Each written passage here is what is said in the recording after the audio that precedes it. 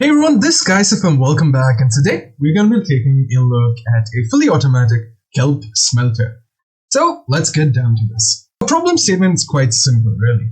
Kelp is really cool because it can be smelted down into dried kelp.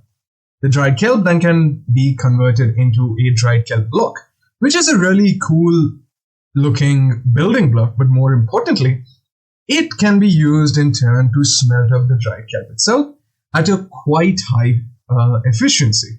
In fact, it can smelt about 20 pieces of kelp at once. However, it does take 9 more pieces to make the dried kelp block in the first place. And unfortunately, we can't use dried kelp itself to smelt back. This leads to an interesting problem where we have to make sure that every time that you are smelting up some kelp, you are smelting up more than 9 pieces so that you're actually making a profit on it. Luckily, in the last update, the conversion of dried kelp into a dried kelp block was made possible through the autocrafter.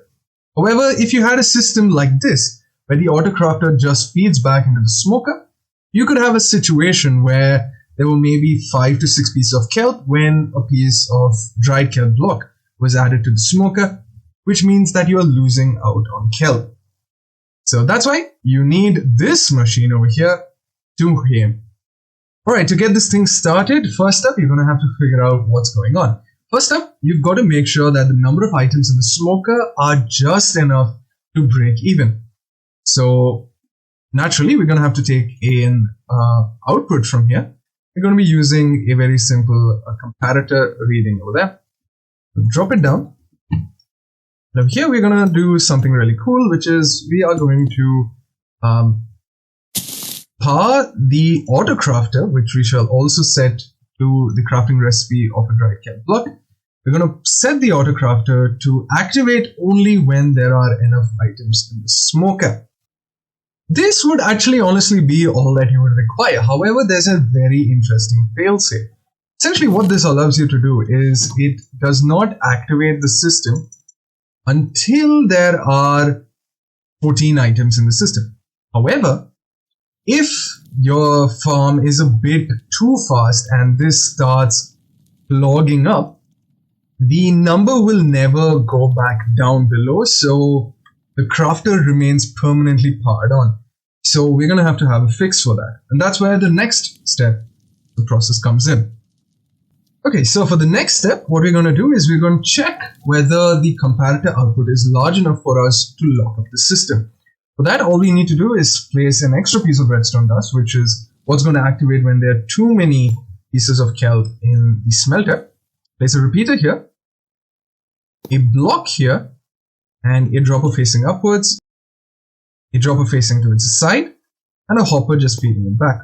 I'm going to place an item in this dropper, so that every time that the signal strength gets strong enough to activate this dropper pushes the item out into this dropper, which is then going to lock up our hopper like so.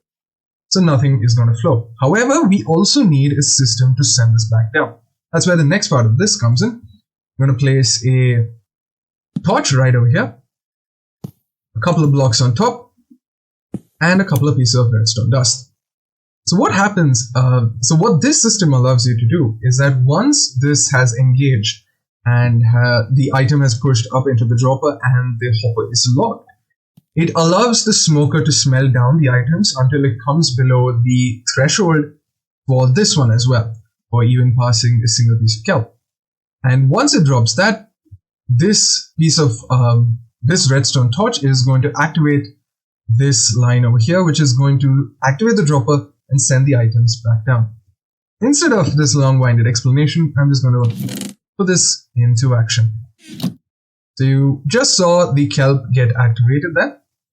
It is going to slowly stack up, and as you can see, it has now pushed the item up there because we now have too many things. And the rest of the kelp has also got stuck in there. You can also see that the redstone line on top has deactivated.